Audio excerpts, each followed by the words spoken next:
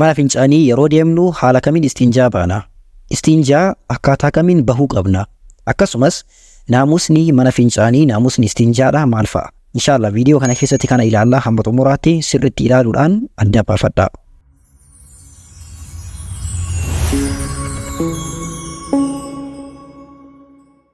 Bismillahirrahmanirrahiim. Assalaamu alaykum wa rahmatullahi wa barakaatuh. Istinjaa fi naamusa isaa. Inshallah waa istinjaa ilaallaa. Jalqaba istinjaan maali? Istinjaani hiikkaan isaa akka waliigalaatti maal jechuudha? Adeemsa bishaan, dhakaa, waraqaa, sooftii fi wantoota kana fakkaatan fayyadamuudhaan wantoota namarraa bahan qulqulleessuuti. Wantoota namarraa bahan kanneen akka fincaanii, sagaraa, mazii, wadii wantoota jedhaman kanneen wantoota namarraa bahan adeemsi qulqulleessuudha maal jedhama? Istinjaa jedhama. Istijmaara jecha jedhamutu illee jira. Istijmaara jechuun maalidha? Adeemsa dhakaa yookaan waraqaa sooftii garagara fayyadamneetiin ofirra qulqulleessu istijmaara jedhama. Istinjaa fi istijmaarri yoo wal bira dhufan garaagarummaan jira lamaanii maalidha? Istinjaani bishaan fayyadamaniitiin qulqulleeffachuu. Istijmaarri ammoo dhakaa yookaan waraqaa garagaraa fayyadamneetiin qulqulleeffachuudha. Dhakaa yoo jedhamu dhakaa qofa osoo hin taane waraqaan illee akkuma dhakaatti ilaalamaa jechuudha. Istinjaani namni tokko yoo fincaa'e yookaan yoo sagaraa gadi taa'e istinjaa gochuun dirqama. Istinjaa gochuun dirqama. Garuu wantoota akka dhuufuu yookaan waan namarraa bahu kana fi irribaa yeroo ka'e yookaan dhuufuu yoo irraa bahe istinjaa gochuun dirqamaa miti. Istinjaa gochuullee hin qabu. Irribaa yoo ka'e yoo jennu yoo fincaa'uu dhabe yookaan yoo sagaraa gadi taa'uu dhabe istinjaa gochuun dirqamaa miti.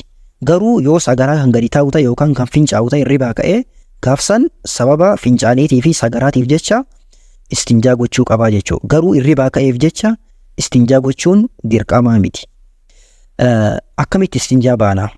Akkaataa kamiin istinjaa bahuu qabna? Akkaataa shari'aan istinjaa itti ajaju akkaataa sadii. Tokkoffaa bishaan qofa fayyadameetiin istinjaa gochuu. Bishaan qofaan. Lammaffaa waraqaa qofaan yookaan dhakaa qofaan istinjaa gochuu. Sadaffaa waraqaa fi bishaan waliin fayyadamneetiin istinjaa gochuu. Akkaataa sadan kanniinii jechuudha. Bishaan qofa fayyadamneetiin istinjaa gochuu mi'a ilaallu. Kuni yaa'u beekamaadha. Bishaanuma qofa fayyadamaniitiin wantoota namarraa bahi garaagaraa qulqulleeffachuudha. Ulamaa'in akka jedhanitti namni tokko waraqaa qofaan istinjaa bahuu caalaa bishaan qofaan istinjaa gochuutu caalaa jedhan. Bishaanii fi waraqaa qaba namichi. Bishaan qofaan waraqaa qofaan yookaan dhakaa qofaan istinjaa gochuu irra bishaan qofaan istinjaa gochuutu caalaa jedhani. Hadiisa Anas ibn Malik odeessa keessatti nabiyyiin keenya sallallahu alaihi wasallam maal ta'an jedhaa gara mana fincaanii yeroo isaan seenan jedha Anasi.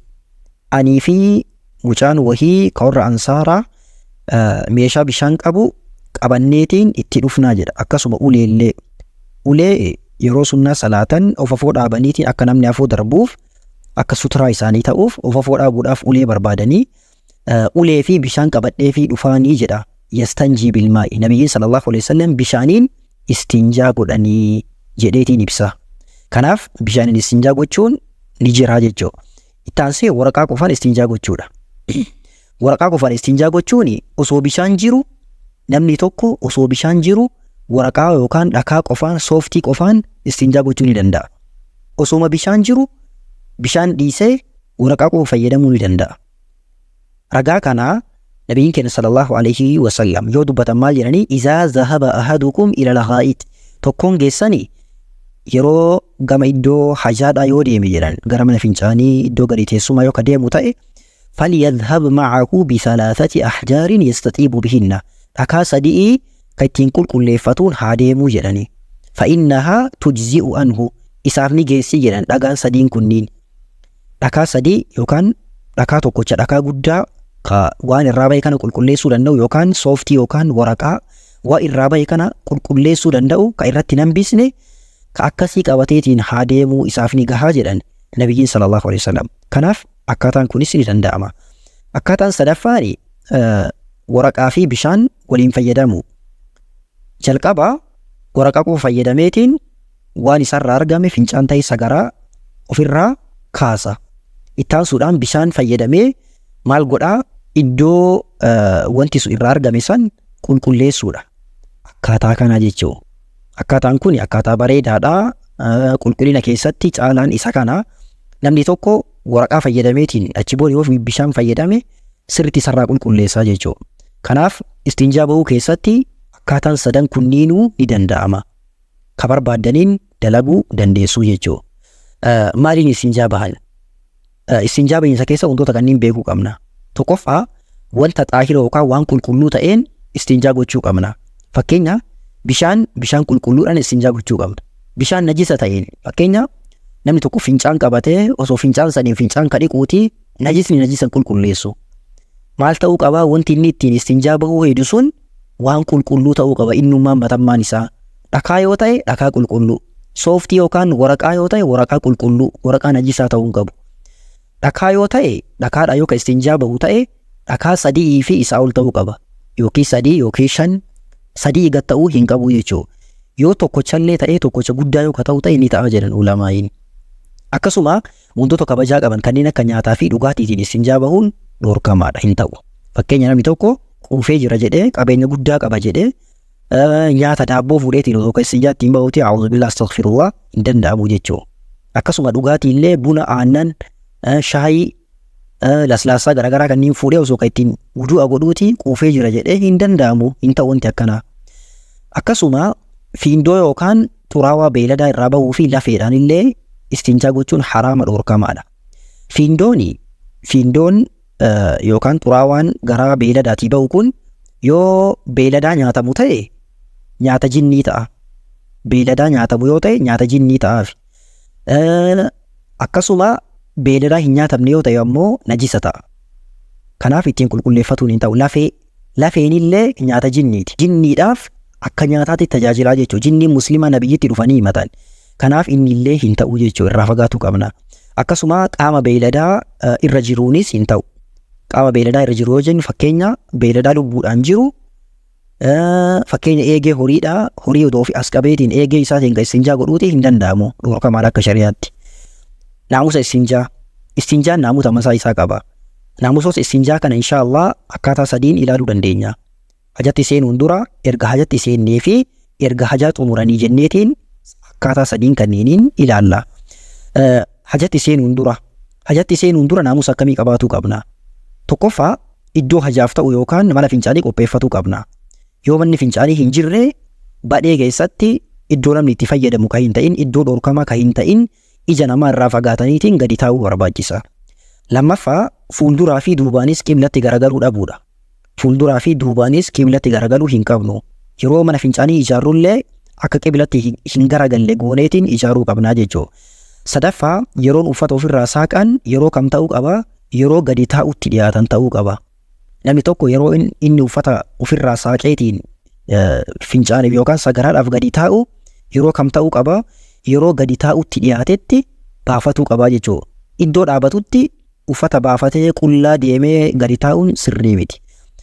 Ittaansuudhaan arfaffaan zikrii jechuudha. Osoo hin seeniin dura zikrii jechuudha. Zikriin kunis bismillah Allahumma inni a'uudhu bika min al-khubthi wal-khabaa'ith zikrii kana jechuudha. Shanaffaa bitaadhaan mana fincaanii seenu. Yeroo seenu bitaadhaan seenuu qaba jechuudha. Naamusa yeroo hajatti jiranii. Yeroo hajatti jiran naamusoota kanneen qabaatuu qabna. Tokkoffaa haasa'u kamiyyuu haasa'uu dhabu. Haasa'uun dhorkamaadha hin ta'u. Lammaffaa salaama yeroo gaafatames deebisuu dhabu. Namni tokko yoo salaama isa gaafate salaama san deebisuu hin qabu. Sadaffaa waan zikrii rabbi of keessaa qabu, waan maqaa rabbi of keessaa qabu ittiin qabatee seenuu dhabu. Fakkeenya namni gariin gaafii iddoo kana wanti gaafatu maalidha? Moobaayiliin kiyya appilikeeshinii quraana ofirraa qaba. Ittiin seenuu danda'amoo hin danda'u jedhanii gaafatan. Quraanni rakkoo hin qabu. Quraanni appilikeeshinii moobaayilii keessa jiru keessa waan jiruuf gubbaan isaa kun quraana waan hin ta'iniif sababa saniif rakkoo hin qabu jedhan ulamaa'iin. Sadaffaa erga hajaa xumuran. Erga hajaa xumurree booda naamusa akkamii qabaatuu qabna? Tokkoffaan harka mirgaatiin qaama saalaa tuquu dhabu. Harka mirgaatiin qaama saalaa tuquun hin ta'u. Harka bitaatiin fayyadamna. Lammaffaa wantoota dhorkamoo ta'aniin ofirraa qulqulleessuu dhabu. Wantoota amma dubbannee dabarsine san.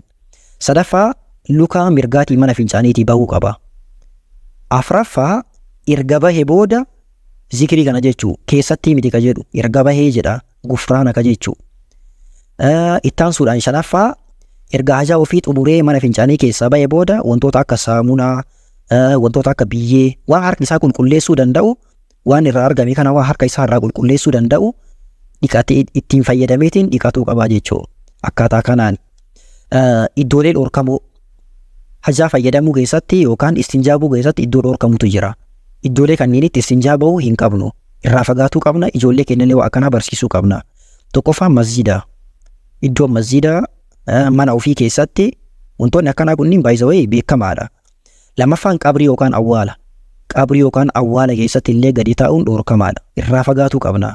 Namni du'aani akkuma namni jiraan azaa ta'u azaa ta'a jedhan nabiyyiin sallallahu alaihi wasallam. Kanaaf azaa godhuu hin qabnu. Nullee du'uu hinna, qabrii san keessa nullee ciisuu hinna. Sababa kanaaf azaa nama du'e kana gochuu hin qabnu jechuudha. Sadaffaa daandii gubbatti.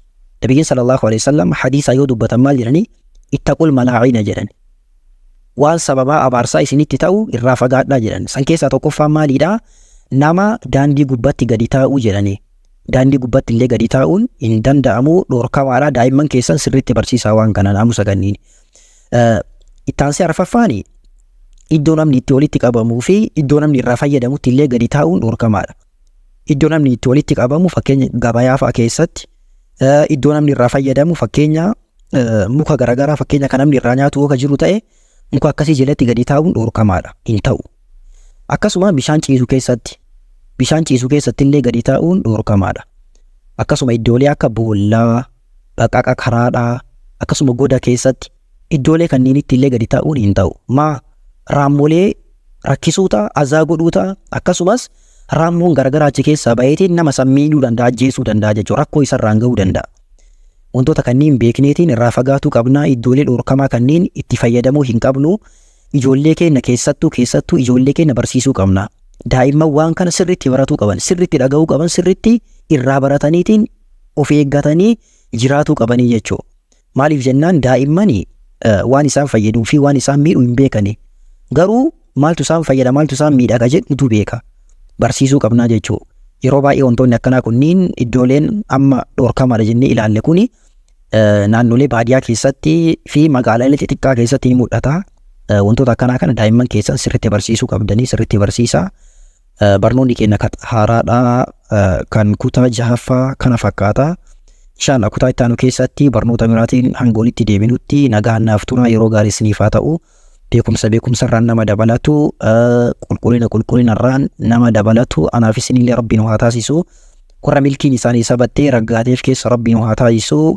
Allahumma allimna maa yanfa'unaa wanfa'naa bimaa allamtanaa وزدنا علما وعملا يا رب العالمين. سبحانك اللهم وبحمدك أشهد أن لا إله إلا أنت أستغفرك وأتوب إليك.